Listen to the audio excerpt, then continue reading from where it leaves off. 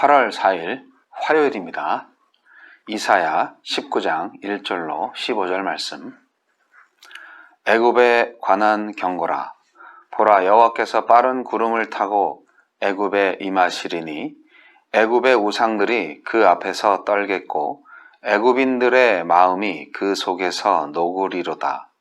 내가 애굽인을 격동하여 애굽인을 치리니 그들이 각기 형제를 치며 각기 이웃을 칠 것이요 성읍이 성읍을 치며 나라가 나라를 칠 것이며 애굽인의 정신이 그 속에서 쇠약할 것이요 그의 계획을 내가 깨뜨리리니 그들이 우상과 마술사와 신접한 자와 요술객에게 물으리로다.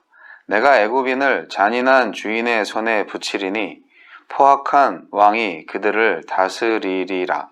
주 만군의 여호와의 말씀이니라. 바닷물이 없어지겠고 강이 잦아서 마르겠고 강들에서는 악취가 나겠고 애굽의 강물은 줄어들고 마름으로 갈대와 부들이 시들겠으며 나일 가까운 곳 나일 언덕의 초장과 나일강 가까운 곡식 밭이 다 말라서 날려가 없어질 것이며 어부들은 탄식하며 나일강에 낚시를 던지는 자마다 슬퍼하며 물 위에 그물을 치는 자는 피곤할 것이며 세마포를 만드는 자와 배 짜는 자들이 수치를 당할 것이며 그의 기둥이 부서지고 품꾼들이 다 마음에 근심하리라. 소안의 방백은 어리석었고 바로의 가장 지혜로운 모사의 책략은 우둔하여졌으니 너희가 어떻게 바로에게 이르기를 나는 지혜로운 자들의 자손이라 나는 옛 왕들의 후예라 할 수 있으랴. 너의 지혜로운 자가 어디 있느냐? 그들이 만군의 여호와께서 애굽에 대하여 정하신 뜻을 알 것이요 곧 내게 말할 것이니라. 소안의 방백들은 어리석었고 노브의 방백들은 미혹되었도다. 그들은 애굽 종족들이 모퉁이 또리건을 애굽을 그릇가게 하였도다. 여호와께서 그 가운데 어지러운 마음을 섞으셨으므로 그들이 애굽을 매사에 잘못 가게 함이 취한 자가 토하면서 비틀거림 같게 하였으니 애굽에서 머리나 꼬리며 종려나무 가지나 갈대가 아무 할 일이 없으리라. 아멘.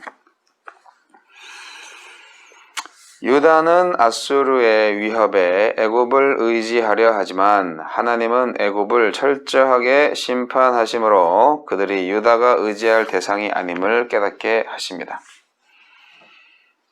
애굽의 몰락. 네, 오늘 애굽의 몰락입니다.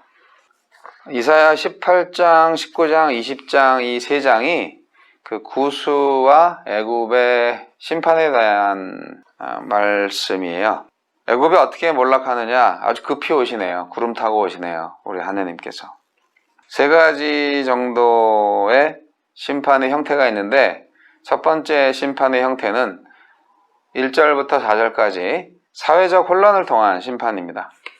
내란, 미신의 증가, 폭정을 통한 영적 혼미함 이런 거를 통해서 사회를 아주 혼란시키는 거죠.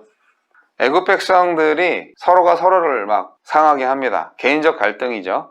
가족 간에서부터 생겨서 이웃, 도시, 나라 간으로 확대된다고 합니다. 내란이 일어나는 거죠. 이런 내란은 자기 동족들끼리 싸우는 거잖아요.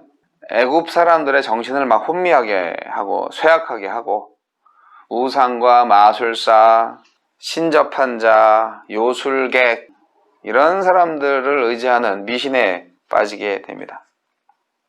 결국 이러한 내란과 미신에 의지하게 되는 애굽은 결국 잔인하고 포악한 왕에 의한 폭정으로 이어지는데요. 이 폭군은 아수르의 사르곤 같은 외부 정복자를 의미하는 것이 아니고 분열된 애굽을 무력으로 통일한 삼메티쿠스 왕조를 의미하는 것입니다. 그 후 선지자는 이러한 사회적 혼란이 주 만군의 여호와로 인하여 일어나게 된 것임을 증거함으로써 이 메시지를 주고 있습니다. 그 두 번째 형태의 심판은 자연재해를 통한 심판입니다. 요즘 중국과 한국에 이제 비가 많이 내려서 참 자연재해가 무섭구나 하는 것을 알게 되죠. 애굽에 임하실 여호와께서 사회적 혼란에 가중하여 자연재해를 통해서 심판하신다고 합니다. 극심한 가뭄, 나일강 때문에 애굽이 사는 거잖아요. 애굽의 나일강은 마치 바다와 같이 넓었고 항상 풍성한 물이 흐르고 있었고요. 해마다 물이 범람해서 토지를 비옥하게 했어요. 그런데 하느님의 심판의 손길이 오니까 나일강이 바닥을 드러낼 만큼 말라버리는 이변이 생기게 됩니다. 이런 강수량의 급격한 감소와 또 수질 오염으로 말미암아서 강에서는 악취가 나고 강변에 갈대와 골풀들이 다 말라버리고 나일 강변에 초장과 곡식밭도 다 말라버린다. 엄청난 일이죠. 결국 이것은 애굽의 농업과 산업의 젖줄인 나일강의 이 마름이 농업뿐 아니라 어업에도 큰 피해를 입히고 결국 왕과 제사장의 의복을 만드는 세마포와 일반 백성들의 의복을 만드는 백목을 만드는 이 의류산업, 직물산업 아주 큰 타격을 받게 됩니다. 물이 없어서 원료식물인 아마와 면화가 자랄 수 없기 때문입니다. 결국 빈부귀천을 막론하고 모든 애굽인들이 완전히 낙담하게 되는 결과를 가져오죠. 그리고 마지막 형태로 심판은 정신적 미혹을 통하여서 이루어집니다. 이게 11절로 15절까지인데 애굽에 내려지는 하나님의 심판은 육체적, 물질적 심판만으로 끝나지 않고 정신적, 영적으로까지 확대가 됩니다. 하나님은 전통적으로 가장 분별력 있고 유식하며 지혜로운 모사들인 조안의 방백들과 노브의 방백들의 정신을 미혹해 해서 아주 사특한 마음이 생기게 함으로써 무분별하고 우둔하게 만드십니다. 결과 혼미한 정신을 가진 지도자들이 통치를 제대로 하겠어요? 결국 애굽은 통치 권력에 있어서도 매사에 문제가 발생합니다. 마치 술 취한 자가 토하면서 비틀거리는 것과 같아서 정말 그 누구도 바로잡을 수 없는 상황이 되는 거죠. 우리나라의 가까운 과거에 최순실 국정농단 사태 이런 거나 비슷합니다. 그 나라가 뭐가 되겠어요? 결국은 이렇게 애굽이 몰락을 한다. 그러니까 애굽한테 의지하지 말라. 그렇게 유다한테 이사야 선지자가 예언을 하고 있는 것입니다. 자기의 운명도 모르면서 지혜의 후손이라고 자신만만해하는 애굽의 지혜자들이 수치를 당하게 됩니다. 이러한 심판의 계획은 하느님이 하시고요. 실행도 하느님이 하십니다. 이런 오만한 애굽 우상 숭배자들과 어떻게 미래를 논하겠어요? 그렇기 때문에 유다 백성아 애굽 의지하지 마라. 그런 거죠.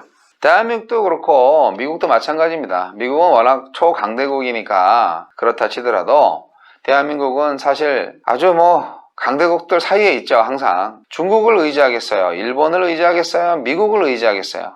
하나님만 의지하시는 대한민국 되시길 바랍니다. 우리는 오늘 말씀을 통해서 어리석은 지도자를 분별해야 되겠다라는 생각을 하게 됩니다. 어리석은 지도자는 지혜가 없어요. 성경에서 말하는 지혜는 인간적인 권모술수를 말하는 게 아니에요. 처세술을 말하는 게 아니에요. 하나님을 경외하면서 하나님의 원리를 따라 행하는 것을 바로 지혜라고 합니다. 오늘날에도 교회들 중에서 또 교회 지도자들을 선택을 할 때 그 사람이 얼마나 하나님을 경외하며 하나님의 원리에 따라 사는가에 대한 관심보다 어떤 학위를 가지고 있고 얼마나 설교를 잘하는지 그런 거에 더 관심을 가지고 있는 교회들이 많이 있습니다.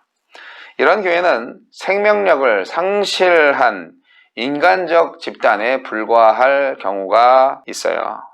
한 나라의 지도자가 하나님을 경외할 줄 모르고 백성들을 두려워하지 못할 때 독재자로 변할 수 있습니다. 그러면 백성들이 도탄에 빠지겠지요.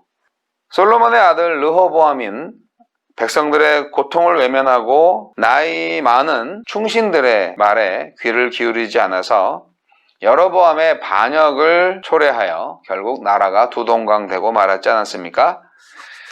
어리석은 지도자, 지혜가 없고요. 또 쉽게 미혹됩니다. 사리를 분별할 능력이 없는 사람은 당연히 다른 사람들의 말에 미혹되죠. 아부에 약하면 안 돼요. 그리고 비전이 있어야 되는데요. 비전이 없어요. 지도자들 중에서. 지혜가 없는 사람은. 아니, 그러니까 똑똑한 거랑 좀 다른 것 같아요. 요즘 세상에 똑똑하지 않은 사람이 어디 있어요. 하지만 현대인들의 삶을 살펴보면 하나같이 방향 감각을 상실해서 마치 파도에 떠밀려 다니는 돛담배 같지 않습니까? 성도님들 그러시면 안 됩니다. 이에 대한 책임은 물론 본인한테 있지만 사실 지도자들한테도 큰 책임이 있거든요. 교회가 현대인들한테 비전을 제시해주고 그래서 성도들이 비전 있는 삶을 살게 해줘야 됩니다. 그런데 교회가 오늘날 현대인들에게 비전을 제시해주지 못하니까 성도들도 비전이 없는 삶을 살고 있기에 많은 사람들이 교회를 떠나서 세상에 미혹돼서 살고 있지 않습니까? 어리석은 자가 되지 마시고 하느님을 경외함으로 비전 있는 자가 되셔서 하나님의 뜻을 이루는, 하나님의 비전을 이루는, 하나님의 성공을 이루는 행복한 국민 되시길 바랍니다. 오늘도 승리하시고요. 네.